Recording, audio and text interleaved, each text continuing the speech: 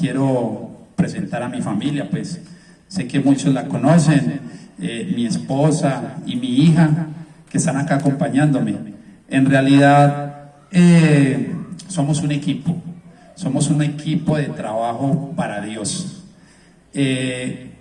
Necesito de ellas. Mi hija va a estar asistiéndome y acompañándome acá, ayudándome de pronto en algunas búsquedas de versículos bíblicos, porque vamos a dejar que hoy el Señor sea enseñándonos para poder entender su palabra.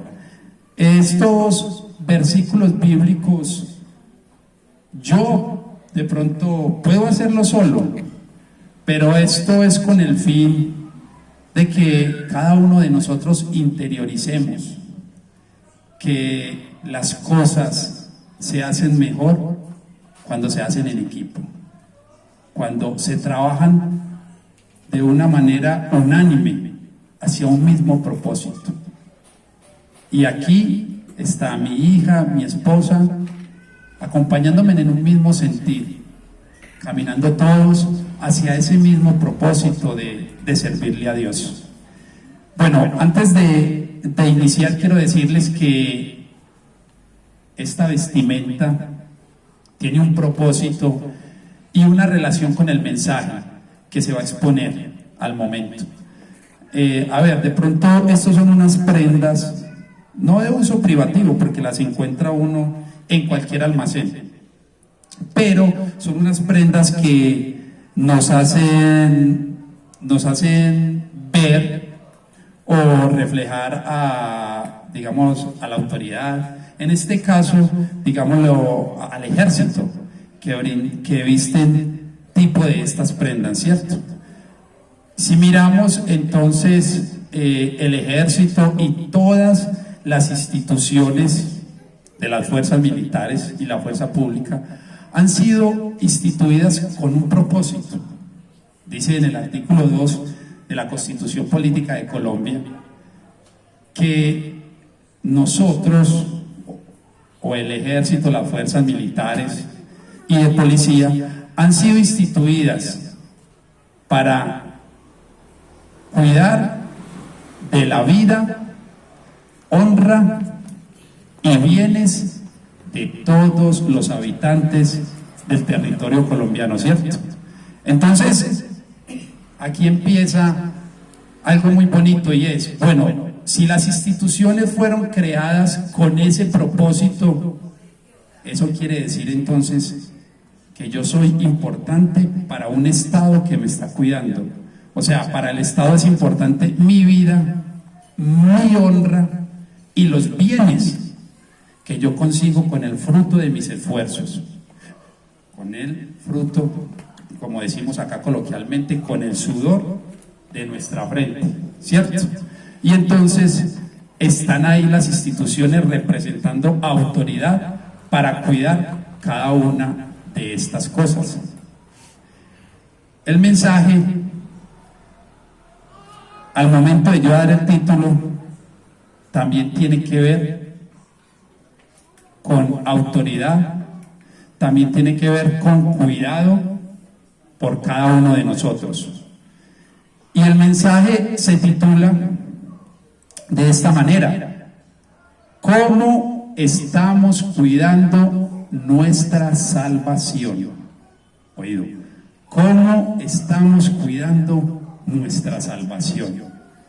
Entonces mire que si hablábamos ahora que las instituciones fueron creadas para cuidar eso tan importante de nosotros, entonces ahora la pregunta del mensaje es: ¿cómo estoy cuidando o cómo estamos cuidando nuestra salvación? Es que yo tengo que cuidar algo, o sea que eso ya eso ya me reviste de autoridad. ¿Por qué? Porque tengo que cuidar algo que es mío, algo que me pertenece. Esta enseñanza va a estar argumentada en muchas preguntas, porque la idea es que desmenucemos el tema y entendamos lo que Dios nos quiere decir, para también así saber cómo es que tenemos que caminar Porque a mí, ¿cómo me van a pedir que camine sobre algo que yo no entiendo? Sería ilógico, ¿cierto? Nos estaríamos aburriendo, estaríamos caminando tristes o como con una carga. Entonces, si aquí el mensaje nos dice cómo estamos cuidando nuestra salvación, entonces es necesario que a mí me digan, bueno, ¿y cómo así que cómo estoy cuidando la salvación? Es que ¿eso qué es? Es que existe una salvación. ¿Eso con qué se come? Entonces, me di a la tarea de mirar en un diccionario normal como los que cogemos para hacer investigaciones en la escuela, en el colegio, donde me dice el significado de salvación. Dice acción y efecto de salvar o rescatar.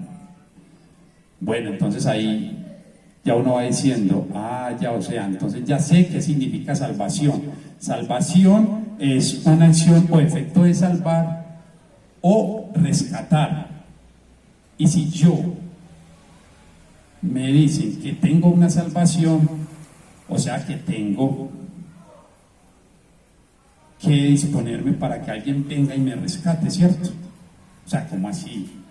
¿Y esto con quién se come? ¿De dónde proviene o de quién proviene entonces esa salvación?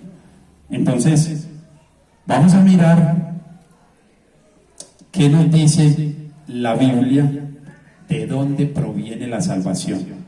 Vamos a mirar en Efesios, en el Nuevo Testamento, Efesios capítulo 2, versículos 8 y 9.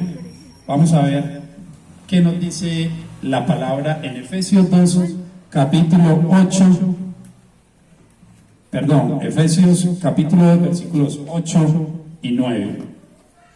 Me dice, porque por gracia sois salvos por medio de la fe, y esto no de vosotros, pues es un don de Dios, no por obras, para que nadie se gloríe. Ya. O sea que esto que estoy leyendo en la Biblia me está diciendo que la salvación entonces proviene de Dios, ¿cierto? Y que es un don de Él, pero que para recibirla tengo que creer, o sea, tengo que tener fe en que eso es así. Él vino y me dio una salvación y que debo entonces cuidarla. Ojo, ahí decía, la salvación es que por gracia y es un don de Dios, no es por obras para que nadie se gloríe. Oído, no vayamos a confundir las cosas, no vayamos a creer que porque yo hago buenas obras, que porque yo regalo al necesitado, entonces con eso me estoy ganando la salvación. No. Dios a través de su palabra me dice que yo debo tener esas buenas obras, que esas buenas obras me deben acompañar a mí para verme como una persona que camina en obediencia a Dios. Pero me está diciendo que esto no es lo que compra mi salvación. Es más, no tengo ni siquiera que decir cuánto vale la salvación porque es gratis. Pero Él está diciendo, es un don que viene de parte de mí. Y yo la doy, ¿por qué? Por gracia. Ahora que usted necesita es creer. Tenga fe en que eso es así y usted va a tener su salvación. Entonces ya saben, no nos gloriemos cuando hagamos buenas obras. Simplemente hagámoslas y ya, pero no pensemos que por esto vamos a tener el acceso a la salvación. Bueno, les decía que esto iba a ser de muchas preguntas, no pidiéndole a ustedes respuestas, tranquilos. Vamos a hacernos las preguntas y que sea la Biblia la que nos responda. Y si entonces ya sabemos que la salvación viene de Dios, y si ya sabemos qué es salvación, entonces ahora yo pregunto, ¿y cómo va a hacer Dios todo esto? O sea, ¿cómo va a llegar entonces la salvación a mí? Obviamente cuando yo voy a comprar un producto, ¿cierto? Cuando yo voy a adquirir algo, primero me documento o primero investigo sobre eso. Yo quiero esto porque me parece mejor, esta moto me parece mejor que la que hay allí, porque tiene un mayor cilindraje, porque tiene mayor potencia, ¿cierto? Eso mismo necesita entonces también preguntarle a Dios: Dios, bueno, usted me dice que tengo que cuidar una salvación, ya sé que es una salvación, ya sé que proviene de usted, pero entonces, ¿usted cómo va a hacer todo eso? Vamos a ver entonces qué nos dice la Biblia sobre esta pregunta. ¿Qué evidencia nos va a dar para nosotros poder creer? Y Juan, en el Nuevo Testamento, Juan capítulo 3, versículo 16 y 17, dice lo siguiente. Dice: porque de tal manera amó Dios al mundo, que ha dado a su Hijo unigénito, para que todo aquel que en Él cree no se pierda, mas tenga vida eterna. Porque no envió Dios a su Hijo al mundo para condenar al mundo, no, sino para que el mundo sea salvo por Él. Qué lindo es Dios. Porque de tal manera amó Dios al mundo, que ha dado a su Hijo unigénito, para que todo aquel que en Él crea no se pierda, mas tenga vida eterna. Vuelve y nos habla de, oiga, para que todo aquel que en Él crea, vuelve y nos insiste: hey, hay que creer en esto que yo les dejé escrito, hay que creer en eso que usted está leyendo. Es creyendo que se puede llegar. Entonces dice que Dios no envió a su Hijo a condenar, sino a salvar al mundo, ¿cierto? Que lo hizo por amor. Él hizo esto por amor. Entonces, ahora sí este tema como que va cogiendo forma. Ya voy sabiendo qué es la salvación, ya voy sabiendo de quién proviene, ya voy sabiendo cómo Dios va a hacer que esa salvación se manifieste a mi vida. Pero seguimos en el interrogante: si Él envió a su Hijo acá a la tierra a hacer un propósito, o a que cumpliera un propósito para nuestro beneficio, entonces, ¿de qué me tiene que salvar a mí Jesús? Porque ya nos hablaron de la salvación, ¿cierto? Pero entonces apareció aquí cualquiera: hey, hermano, venga, quítese de ahí, que es que se tiene que quitar de ahí porque si no se muere. Entonces yo le voy a decir: uy, ¿cómo así? ¿Por qué me voy a morir si me quedo acá sentado? Entonces ya la persona que me lo está diciendo tiene el conocimiento de por qué me hace esa advertencia. Entonces de pronto me va a decir: ah, no, es que quítese de ahí porque en 2 minutos más o menos pasa la ruta de los carros que siempre pasan por este lado. Si usted se queda ahí, obviamente lo va a coger un carro de esos, se va a morir. Entonces lo mismo pasaba aquí pasa lo mismo aquí en esta parte con Jesús. Bueno, ¿y de qué me tiene que salvar a mí Jesús? Porque dice Él que a través de Él viene una salvación para mi vida.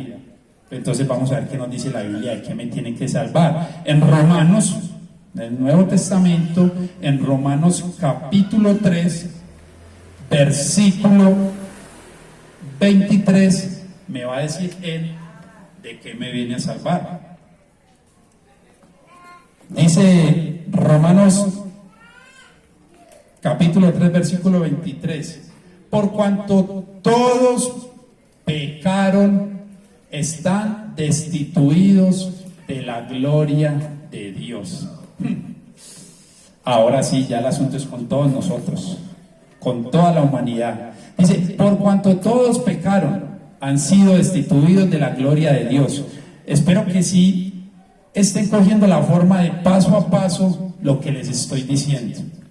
Y entonces empezamos sobre la salvación, a entender qué es la salvación, de dónde proviene, cómo va a ser Dios para ese plan de salvación, entonces provee a su hijo, pero ahora, entonces el hijo, ¿de qué me va a salvar? Ah, ¿de qué me va a salvar el hijo? Dice, me viene a salvar del pecado y a restituir la gloria de Dios para poder tener acceso a su presencia. Porque mire que ahí lo dijo, por cuanto todos pecamos, todos, no está salvando ahí a nadie, como todos pecamos, entonces todos fuimos destituidos de la gloria de Dios, o sea, de su presencia. Y Él entonces viene a eso, a salvarnos del pecado y a poder restituir ese acceso a la presencia de Él. Pero entonces ahora miremos qué es pecado. ¿Qué es pecado? ¿Por qué me tiene que salvar Él a mí de pecado? ¿Eso qué es? ¿Eso qué significa? Bueno, dice, pecado es errar al blanco. O sea, cuando pecamos, no acertamos a ese blanco. Pero bíblicamente dice, en 1 de Juan 3:4 dice que el pecado es quebrantar o transgredir la ley de Dios. Entonces, pecado es toda desobediencia. O sea, un paso fuera del camino que Dios nos dice que debemos caminar. Eso es pecado. Cuando desobedecemos, entonces estamos cometiendo pecado. Y entonces, si Él me tiene que salvar a mí del pecado, es porque entonces el pecado debe traer algo mortal a mi vida. ¿Qué trae entonces el pecado a mi vida? Vamos a mirar qué trae el pecado a mi vida en Romanos, en el Nuevo Testamento, en Romanos capítulo 6, versículo 23. ¿Qué traerá el pecado a mi vida? Dice Romanos 6:23, porque la paga del pecado es muerte, mas la dádiva de Dios es vida eterna en Cristo Jesús, Señor nuestro. Ay, Dios. O sea que sí, que me salve del pecado. ¿Por qué? Porque el pecado trae a mí muerte. Pero dice que el regalo de Dios es vida eterna en Cristo Jesús. Entonces ahora sí voy viendo de qué me viene a salvar, ¿no? Ahora sí va cogiendo forma esta salvación. Y dice que me viene a salvar de la muerte. ¿Y por qué me quiere salvar de la muerte? Porque quiere que yo tenga vida eterna. Oiga, yo quiero hacer un paréntesis acá porque esto sí es muy importante.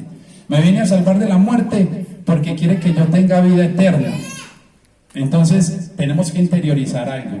Todos nosotros fuimos creados para ser eternos. Ojo, el propósito de Dios no fue crearnos para venir a vivir a esta tierra.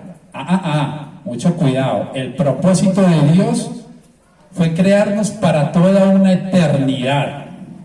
Pero es usted quien decide dónde quiere vivir toda esa eternidad. Ojo, y la Biblia nos habla solamente de dos partes. Con el respeto de todos ustedes, no quiero herir susceptibilidades. Yo solamente quiero enseñar lo que dice la Biblia. No quiero apartarme de ahí. Entonces, la Biblia dice, hay un cielo y hay un infierno. No dice nada más. Entonces, es usted el que decide, estando acá paradito en esta tierra, los 30, 40, 50 años, los que Dios le quiera regalar. Es usted el que decide, durante el paso en esta tierra, dónde quiere pasar el resto de su vida. O si lo pasa en la presencia de Dios, que por eso nos está explicando que Jesús vino a salvarnos de la muerte, entonces usted decide si lo pasa ahí en la presencia de Dios o si lo pasa en el infierno. No hay ninguna otra parte, ni tampoco cuando usted se muera, quedamos acá en vida haciendo miles de oraciones para sacarlo de donde esté, en el limbo, qué sé yo, para que usted de ahí pueda salir con las oraciones que nosotros hagamos en vida y ir al cielo. Falso. Falso de toda falsedad. La Biblia no dice eso. Solamente hay un cielo y hay un infierno, y nadie en vida acá le va a ayudar con oraciones cuando usted muera. No, es nosotros mismos los que nos vamos a dar ese privilegio de donde queremos vivir. Y para eso nos está enseñando esto nuestro Señor Jesucristo, que Él es el Salvador y que Él quiere que vivamos es en la presencia de nuestro Padre Celestial, ¿cierto? Entonces ya sabemos que viene entonces para darnos vida eterna. Bueno, pero sigamos en las preguntas. ¿Y cómo logra Jesús todo este plan? Ya sabemos que Dios viene y dice, mi plan va a ser a través de mi Hijo, de Jesús. Sí, pero ¿cómo logra Jesús todo este plan? Para convertirse en mi Salvador. ¿Qué tal si miramos en Primera de Pedro, en el Nuevo Testamento, en Primera de Pedro 3:18? Vamos a ver qué es lo que hace Jesús para convertirse en mi Salvador. Porque hasta el momento he venido entendiendo cada uno de los conceptos, y que sí, que Él fue el que envió Dios para ser Salvador del mundo. Pero ¿qué tiene que hacer Él? Dice en Primera de Pedro 3:18, dice, porque también Cristo padeció una sola vez por los pecados, el justo por los injustos, para llevarnos a Dios, siendo a la verdad muerto en la carne, pero vivificado en el Espíritu. Entonces, ¿qué es lo que tiene que hacer Jesús para yo ya tener acceso a esa salvación? Morir. ¿Y dónde tiene que morir Dios? ¿O dónde tuvo que morir Jesús para poder darnos esa salvación? ¿Quién me dice? ¿Dónde murió Jesús? En la cruz. Jesús murió en la cruz para nosotros poder tener acceso a esa salvación. Por eso dice que muerto en la carne, padeció una sola vez por los pecados, el justo por los injustos, con el propósito de llevarnos a Dios. Ojo, quiero hacer énfasis en algo muy importante que dice acá. Y dice, muriendo en la cruz, Él como justo por los injustos. Ojo, murió una sola vez por nosotros.